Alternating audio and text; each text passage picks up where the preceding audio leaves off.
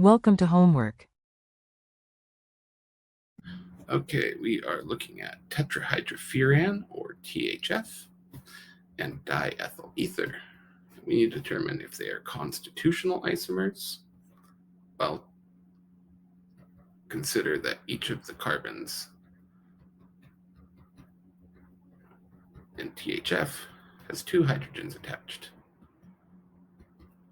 So our formula would be C for H8O. And for diethyl ether, we've got three hydrogens on each of the terminal carbons and two on the other bridging carbons, which means we have C for H10O.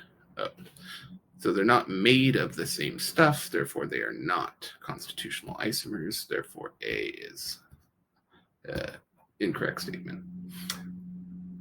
B says they are not isomers, they are different compounds. That very well may be true, but let's continue with the rest of these.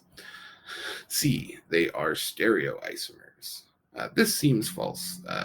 Stereoisomers should be identical except for like a given stereocenter having a different stereochemistry, but in fact neither of these molecules even have stereocenters, so it's impossible for them to be stereoisomers. D, so C is also incorrect. The next statement is D. They are resonance structures. Now, resonance structures need to be able to convert between themselves through the shifting of, say, bonds or electrons. So an example of a resonance structure might be benzene, which, if we do some arrow pushing, we realize can be redrawn with double bonds in the opposite position, for example. This is an example of a resonance structure.